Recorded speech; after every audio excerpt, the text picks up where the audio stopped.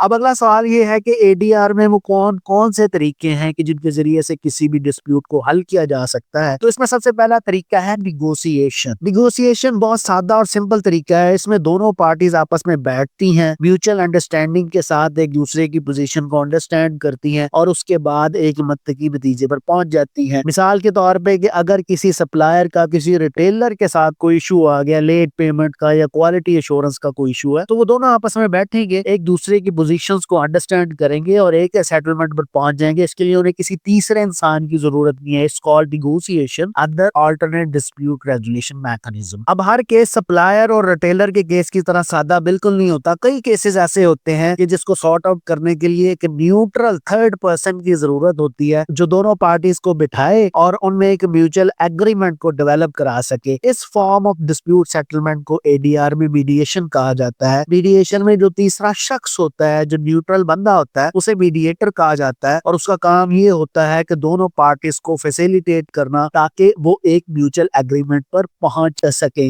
ये जो form of dispute settlement है यानी कि मीडिएशन, ये आमतौर पे फैमिली डिस्प्यूट्स को सॉर्ट आउट करने के लिए इस्तेमाल की जाती है। फिर इसी तरह से इसका एक एडवांस वर्जन है जिसे कंसिलिएशन कहा जाता है। अब कंसिलिएशन में ये होता है कि जो कंसिलिएटर होता है यानी कि जो थर्ड पर्सन है, न्यूट्रल बंदा है, वो दोनों पार्टीज को ना सिर्फ फैसिलिटेट करता है, सिर्फ पीस मेकिंग नहीं करता, बल्कि दोनों पार्टीज को सजेशंस भी देता है, सॉल्यूशंस भी पुट करता है ताकि दोनों पार्टीज एक म्यूचुअल एग्रीमेंट को रीच करें, एक सेटलमेंट तक पहुंच सके। इस फॉर्म ऑफ डिस्प्यूट सेटलमेंट को आमतौर पे जो इंडस्ट्रियल डिस्प्यूट्स होते हैं, मिसाल के तौर पे कि वर्कर्स की अगर अपने हाई मैनेजमेंट्स के साथ कोई डिस्प्यूट आ गए हैं या ऑनर्स के साथ कोई डिस्प्यूट आ गए हैं, तो उसमें कंसिलिएशन को अडॉप्ट किया जाता है एज डिस्प्यूट सेटलमेंट मैकेनिज्म ताकि दोनों साइडों पे बैलेंस को बरकरार रखा जा सके। अब अगर दोनों पार्टीज ये चाहती हैं कि हम बैठ तो रहे हैं साथ में लेकिन हम ऐसे फैसले पर पहुंचे, ऐसे नतीजे पर पहुंचे जो बाद में चैलेंज न किया जा सके, जिसके अगेंस्ट कोई अपील का मैकेनिज्म प्रोवाइडेड ना हो, तो ये काम होता है आर्बिट्रेशन में। आर्बिट्रेशन एक फॉर्मल तरीका है डिस्प्यूट रेजोल्यूशन का। ये एक मिनी कोर्ट की तरह ऑपरेट करता है। जिस तरह ऑर्डिनरी कोर्ट्स में जजेस बैठते हैं, दोनों पार्टीज को सुनते हैं और अपना फैसला दे देते हैं, बिल्कुल इसी तरह से आर्बिट्रेशन में भी एक आर्बिट्रेटर बैठता है, दोनों पार्टीज को सुनता है, एविडेंस को एनालाइज करता है और उसके बाद एक फैसला दे देता है जो कि बिल्कुल लीगली बाइंडिंग फैसला होता है, बिल्कुल कोर्ट के फैसले की तरह से। तो arbitration as dispute resolution mechanism बहुत सारे इंटरनेशनल जो कमर्शियल एग्रीमेंट्स हैं, जितने भी क्रॉस बॉर्डर एग्रीमेंट्स हैं, उनमें रखी जाती है आर्बिट्रेशन क्लॉज, ताकि अगर इन केस डिस्प्यूट हो तो एक आर्बिट्रेटर, एक न्यूट्रल आर्बिट्रेटर के पास उस डिस्प्यूट को लेके जाया जाए, ना कि किसी मुल्क की किसी कोर्ट के पास लेके जाया जाए,